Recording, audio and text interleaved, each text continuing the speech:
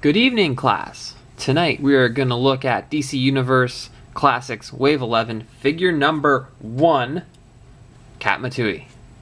First time in 6-inch, so I guess maybe there's been other scales of this character before. I'm really not too sure. You can see there in the package she's going to have a shield and a little sword there. On the side, we can see that she comes with the upper and middle torso of our Collect and Connect figure. That's right, they don't use the phrase build a figure, and that's it there. On the back, we can see some of the other characters that are in this line. So there's Katma Tui, Shark, Deadman, Cyborg Superman, The Question, and John Stewart. Sorry, Steppenwolf. I keep forgetting about Steppenwolf. And over here we have Kilowog. And let's see, a little biography on Katma Tui. She replaced Sinestro when he went rogue. She trained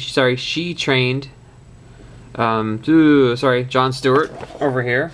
They fell in love, they got married. She got killed by Star Sapphire, resurrected at some point, not quite sure how, killed again, and recently came back as a Black Lantern to torment her former husband, Mr. John Stewart. And then probably was killed again, as most of, I think, the Black Lanterns were. In terms of her statistics, I'm not going to go into this too much. She's a Green Lantern, or was, so all of her abilities are similar to what other Green Lanterns can do. The other side of the package, just like the opposite side, that was a look at the packaging for Katma Tui. What we'll do is we'll take a second, we'll open this up, and we'll have a closer look. So, be back in a minute. So here we have Katma Tui out of the package, and we can have a closer look at this figure. As I said before, I don't really know a whole lot about the character. I kind of did a little bit of reading on Wiki, and there's the bio on the back of the packaging. But let's take a quick look. Just do a quick 360 of the figure here so we can have a look all the way around. So you can see, whoa, not quite the standard Green Lantern look, but very similar, largely black with some green, and then the white gloves over here. And over there we can see a green power ring, which is good. We've got the purple head in terms of coloring, which makes sense. She's supposed to be the replacement for Sinestro, and so she should have the same kind of, well, I would expect, the same kind of coloring that he does. I guess, but that may not always be the case. And her hair is jet black as well. I don't know what kind of hairstyle that is. That's not the kind of thing I know about, but whatever. So that's the coloring. Oh, and we've got the Green Lantern emblem here up top, which is nice. It's a little bit different than what we saw with John Stewart. I won't grab him. And I don't know, again, I'm not sure, because I don't follow the comics too closely, if all the lanterns are like that, where the lantern emblem is different on all of them. But I know it seems to show up differently in Justice League, the cartoon, and then which is where we saw Katma Tui. At least where I saw Katma Tui for the first time. Now, in terms of articulation, probably going to be pretty standard for DC, the Universe figures. So the head, 360, moves up and down a little bit. The shoulders, we can rotate all the way around. We can move them up. They can move up pretty high compared to some of the other figures we've seen. We've got the bend here at the bicep, or sorry, that'd be a rotation, my bad. We can bend here at the elbow, and the hand rotates at the wrist. For the torso, we've got that same kind of joint here in the middle. Doesn't move, it's really stiff, doesn't move too much. There we go, forwards and back. At the waist, we can rotate all the way around. And the hips, again, so we can go forward, not too much forward movement there, very little going back, and then we can extend out to the side. Oh, the joints are really stiff on this one too.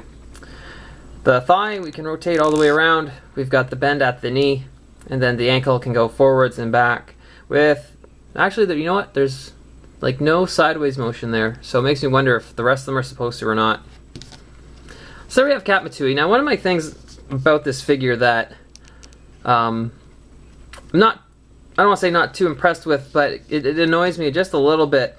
So when we look at her, let's say just standing straight up, it seems to me that the scale, the proportions aren't quite right. And what I mean by is her arms. She seems to me just to have really chicken wing kind of arms. There's just nothing there. I would think they'd be a little bit, I want to say, bigger. I mean, she is fighting the forces of evil and punching things in the face and stuff, so I would expect her to have a little more, I guess we'll say, muscle. I don't know. To me, the arms seems like they're just too small for the rest of the body. Whole thing looks kind of pear-shaped in that respect. That's just me. I don't know. I think maybe they should be a little bit bigger, but besides that, that's kind of my, if I have one gripe about this figure, well, I have two. Ooh, that's one of them, we'll say. So she does come with a couple of accessories. A couple of green energy projections, if you will. Start off with a shield. I don't know how well we can see it there, but you can see the Green Lantern emblem on it. And we can put this on our one hand here, if we would like. And then on our opposite hand, whoa, we have this nasty looking sword weapon there, made of green energy, and we can see kind of the spikes of green. And what we can do is we can put this on the other side.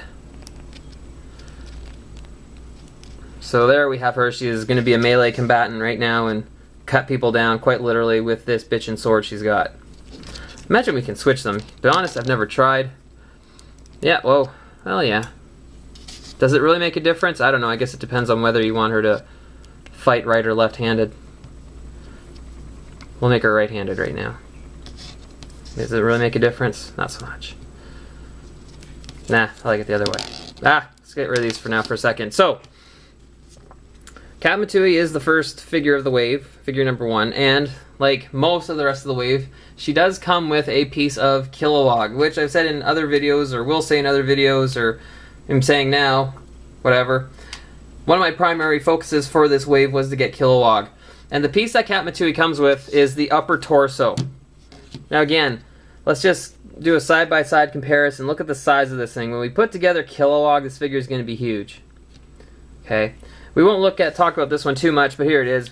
We're going to see we're going to be able to move the head back and forth a little bit, and we can see where his arms are going to go in the lower half of him. This thing's got some heft. There we go. I think that's really more or less all I have to say about Katma Tui. You know, it's a decent figure. As I said, to me, the proportions, the arms just seem small to me. I don't know why. It just bugs me. I'm going to have to maybe look at the Harley Quinn and see if it's the same. Like, is it kind of like a lot of the other figures where it looks like they use the same mold all the time, or is it just specifically this figure? But I don't know. That's kind of my gripe. My other gripe, I said I had another gripe, is that for whatever reason, I have issues standing this figure up. Now that could be due to my incompetence, which depending on who you ask is highly likely, or I just find that the feet are really small and I don't know, legs just don't do the whole standing up thing too well. Can we get that? Maybe, almost. No? I think I'd be better at this by now. But anyways, that is my second gripe. I've had a very hard time standing this figure up, which I'm demonstrating amazingly well right now. I'm going to give up here in a second, because this is starting to get embarrassing. There we go. Okay, good enough. Whew! So if I'm going to give this figure a grade, you know what, solid B. It looks really good, the sculpt is nice. The only problem is that the arms seem to be shrunken for some reason. And I have a hard time standing the figure up, but she's got decent articulation, you can pose her pretty well. And you know what, I like the accessories she comes with, the nasty looking sword and the shield. So, I think that's about it. We were looking at DC Universe figure number 1, Katma Tui. Please stay tuned for more of the figures from this line. Thank you very much. Class dismissed.